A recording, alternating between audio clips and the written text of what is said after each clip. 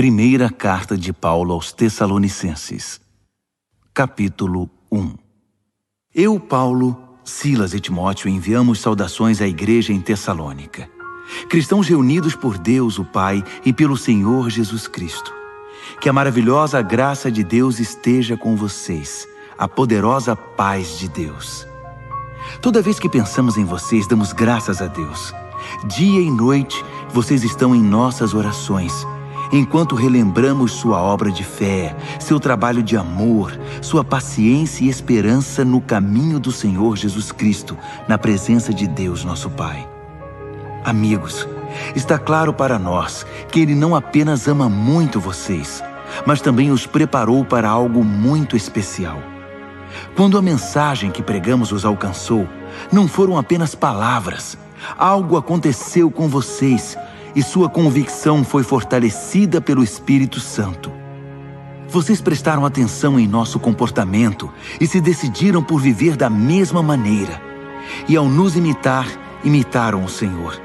Ainda que muitas tribulações acompanhassem a palavra, conseguiram desfrutar grande alegria proveniente do Espírito Santo, aceitando a tribulação com alegria e a alegria com tribulação. Sabiam que nas províncias da Macedônia e da Acaia, os cristãos acompanham o que se passa por aí? A fama de vocês se espalhou. Sua vida ecoa a palavra do Senhor, não só nessas províncias, mas em toda parte. As notícias da sua fé em Deus correm soltas. Assim, nem preciso acrescentar nada. A vida de vocês é uma pregação. As pessoas lembram como vocês nos receberam de braços abertos e como abandonaram os ídolos mortos da sua velha vida para abraçar e servir ao Deus verdadeiro. Elas ficam impressionadas com a expectativa de vocês em relação à vinda de seu Filho, que Ele levantou dos mortos, Jesus, que nos livrou do que era a destruição certa.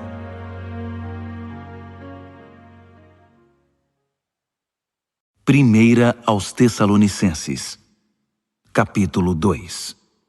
Amigos, é óbvio que nossa visita a vocês não foi perda de tempo. Fomos muito maltratados em Filipos, como vocês sabem, mas isso não nos desanimou. Deus nos deu ousadia e continuamos a fazer nossa parte, apresentando a mensagem de Deus e desafiando a oposição e planos secretos. Nunca bajulamos ninguém, vocês sabem muito bem.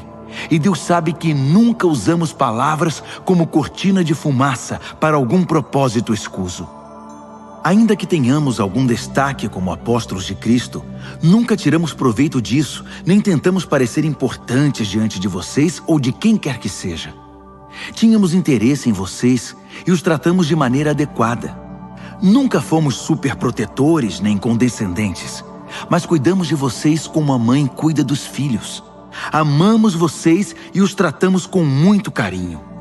Não satisfeitos em transmitir a mensagem, queríamos dar a vocês nosso coração. E foi o que fizemos. Amigos, vocês nos fazem lembrar do tempo em que trabalhamos duramente dia e noite para não ser um peso a vocês enquanto proclamávamos a mensagem de Deus. Vocês são testemunhas de que entre vocês fomos discretos e corteses e agimos com muito tato com nossos irmãos na fé. Deus sabe que não vivemos à custa de ninguém e vocês são prova disso. Tratamos vocês como um pai trata os filhos, tomando-os pela mão, incentivando-os e mostrando passo a passo como viver bem na presença de Deus, que nos chamou para seu reino, para esta vida de alegria. Agora recordamos tudo isso e damos graças a Deus. Somos uma fonte de gratidão. Quando vocês receberam a mensagem de Deus anunciada por nós, não foi uma simples mudança de opinião, mas de coração. A verdade da parte de Deus foi trabalhada pelo próprio Deus para que vocês crescem. Amigos, percebem que vocês seguiram os mesmos passos das igrejas de Deus na Judéia, que foram as primeiras a seguir os passos de Jesus Cristo? Vocês receberam dos seus compatriotas o mesmo tratamento cruel que eles receberam dos compatriotas deles, os judeus, que mataram o Senhor Jesus, para não mencionar os profetas, e nos expulsaram da cidade. Eles desagradam a Deus e a todos ao tentar nos impedir de pregar aos que não ouviram falar de Deus e da salvação. Eles se especializaram na oposição a Deus, mas Ele está farto disso e prestes a dar fim a essa situação. Prezados amigos, vocês não têm ideia da saudade que sentimos de vocês, embora não tenha passado tanto tempo. Estamos separados quando não conseguíamos mais suportar a separação e não achávamos um meio de visitá-los. Ficamos em Atenas e enviamos Timóteo, sabendo que ele os alegraria para que não desanimassem nesses tempos difíceis. Ele é irmão e companheiro na fé, homem de Deus no trabalho de anunciar a mensagem pregando Cristo. Não que os problemas devam surpreendê-los. Vocês sabem que estamos sujeitos a essas situações que fazem parte do nosso chamado. Quando estávamos com vocês, deixamos bem claro que os problemas viriam. E agora que aconteceram, vocês sabem como é. Por isso não pude deixar de me preocupar. Eu precisava saber por mim mesmo como vocês andavam na fé. Não queria que o tentador destruísse tudo que construímos juntos. Mas agora que Timóteo voltou, trazendo excelentes notícias sobre a fé e o amor de vocês, me sinto muito melhor. É gratificante saber que continuam pensando bem de nós e desejam nos ver tanto quanto nós queremos vê-los. Nestas circunstâncias tão difíceis, saber como vocês estão já nos anima. Saber que sua fé está viva nos mantém vivos. O que poderíamos oferecer a Deus como ação de graças por toda essa alegria que experimentamos na presença dele por causa de vocês? No mínimo orar dia e noite, pedindo a graça de poder revê-los e fazendo o possível para ajudar quando sua fé estiver em perigo. Que Deus, nosso Pai e nosso Senhor Jesus, possam abrir o caminho para vocês. Que o Senhor possa enchê-los de amor e que Ele transborde na vida de cada um, derramando-se sobre todos ao redor, assim como o nosso amor se derrama sobre vocês.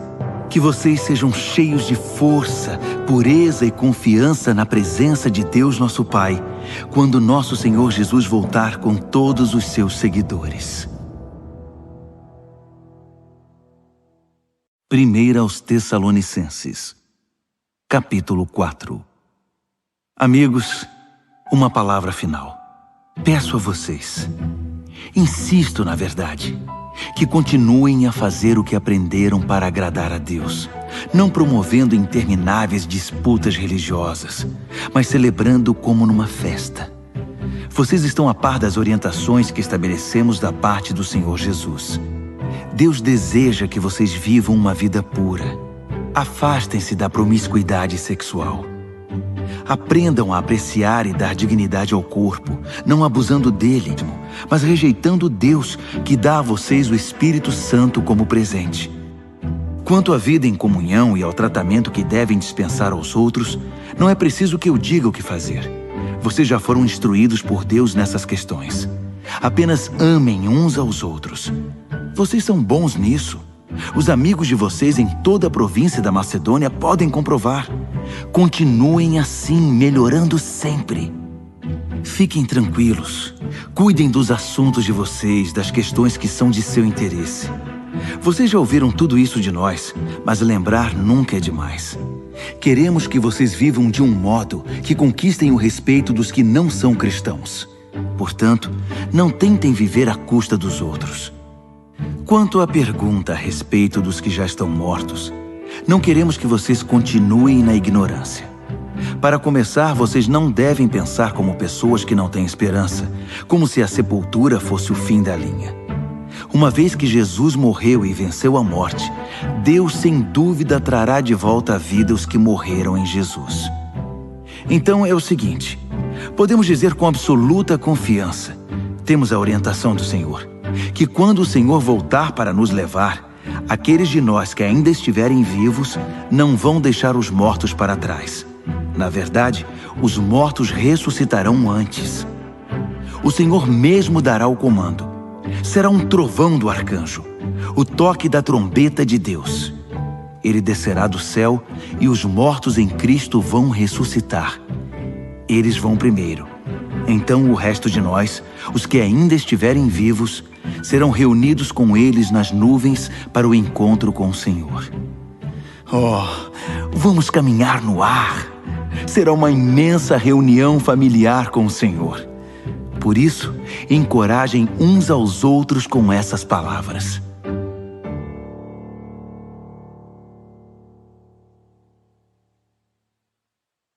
Primeira aos Tessalonicenses, capítulo 5.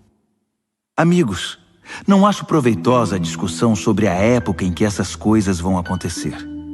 Vocês sabem tão bem quanto eu que o dia da vinda do Senhor não pode ser marcado no calendário.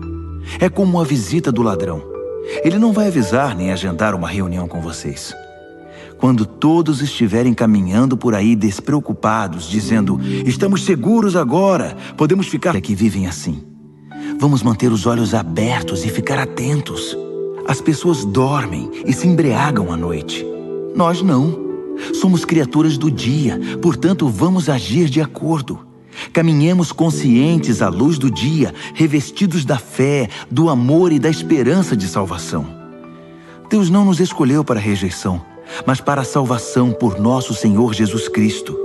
Ele morreu por nós, uma morte que resultou em vida. Em qualquer situação, acordados com os vivos ou dormindo com os mortos, estamos vivos com Ele. Por isso, incentivem sempre os irmãos. Construam muros de esperança para que todos estejam juntos e ninguém fique de fora ou seja deixado para trás.